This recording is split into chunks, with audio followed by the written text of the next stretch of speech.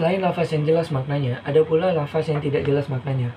Dalam pandangan ulama Hanafiyah, lafaz yang tidak terang artinya itu disebut ghairu wudu al-makna, yang rincian dan urut peringkatnya adalah: yang pertama itu adalah kafi, tidak jelas; yang kedua muskil, lebih tidak jelas; yang ketiga itu mujmal, sangat tidak jelas; dan yang keempat adalah mutasyabih, paling tidak jelas. Dalam Al-Quran, tidak boleh ada lafaz yang tidak terang artinya. Oleh karena itu, harus dijelaskan. Peringkat urutan didasarkan kepada tingkat kesulitan dalam menjelaskannya. Semakin susah tingkat usaha menjelaskannya, semakin tinggi tingkat ketidakjelasannya. Yang pertama itu adalah Al-Kafi. Al-Kafi adalah lafaz yang menunjukkan kepada artinya secara jelas, tetapi dalam menerapkan artinya terdapat makna yang samar dan tidak jelas. Maka untuk menghilangkan kesamaran itu perlu dilakukan pemikiran yang mendalam. Contohnya adalah seperti pencuri barang-barang dalam kubur. Dia adalah orang yang punya kebiasaan mengambil harta dan yang tidak disenangi, yakni dari kuburan orang-orang yang sudah meninggal, seperti mencuri kain kafan, tentunya dengan maksud dan tujuan tertentu. Yang menjadi masalahnya adalah bahwa pencuri barang-barang dari kuburan tersebut tidak sewajarnya seperti pencuri pada umumnya, yang mana biasanya pencuri mengambil barang-barang berharga yang disimpan di tempat penyimpanan. Ada dua pendapat yang dapat memecahkan masalah tersebut. Pertama, pendapat dari Imam Syafi'i dan Imam Abu Yusuf, yang telah menetapkan bahwa dia dihukum pencuri, maka harus dipotong tangannya. Kedua, pendapat dari Imam Hanafiyah, yang menetapkan bahwa dia bukan pencuri, maka dia harus dihukum takzir supaya dapat memberi pengajaran kepadanya, dan juga tidak dipotong tangannya.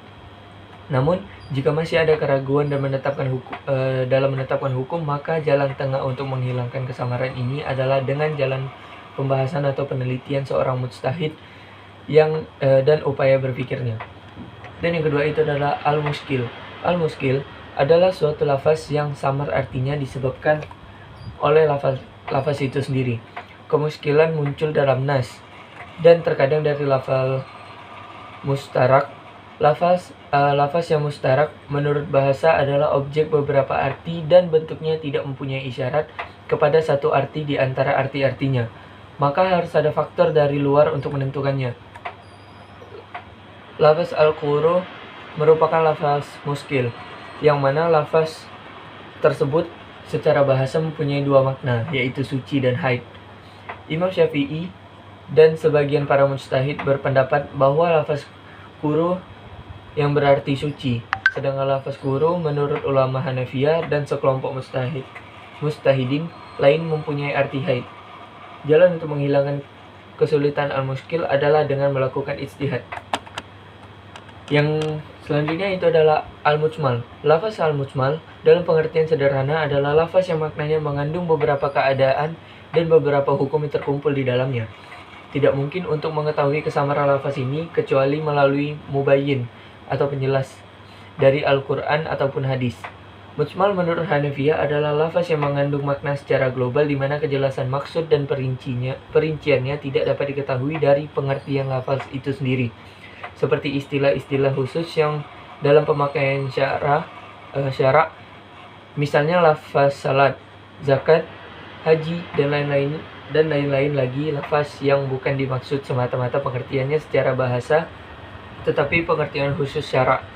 Untuk mencari kejelasan pengertiannya, seperti dijelaskan Adib Salih, bukan dengan jalan ijtihad, tetapi adalah dengan penjelasan dari pembuat syariat sendiri, sehingga pada hakikatnya ijtihad tidak dibutuhkan pada lafaz mujmal, sebab ijtihad dilakukan ketika lafaz mujmal telah berubah menjadi lafaz muskil setelah adanya bayan dari pembuat syariat, baik melalui ayat atau hadis.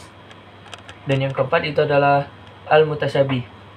Al-mutasyabih secara bahasa adalah lafaz yang meragukan pengertiannya karena mengandung beberapa persamaan.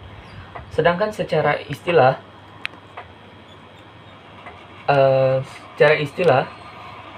adalah lafaz yang samar artinya dan tidak ada cara yang dapat digunakan untuk mencapai artinya. Pihak yang mengetahui makna bentuk lafaz ini hanyalah Allah Subhanahu wa Ta'ala. Pada kondisi ini, maka tidak ada peluang bagi akal manusia untuk menjelaskan makna lafaz mutasyabih. Tuntutan bagi manusia lebih pada penerimaan bentuk lafaz itu apa adanya dan menyerahkan segala maknanya semata kepada Allah Subhanahu wa taala. Contohnya seperti potongan-potongan huruf pada permulaan sebagian surah Al-Qur'an seperti Alif Lam Mim, Qaf, Shad, Ha, Mim, dan ayat-ayat yang berupa zahirnya, yakni ayat yang mempunyai arti bahwa Allah menyerupai makhluknya seperti bahwa Dia mempunyai tangan, mata, dan tempat.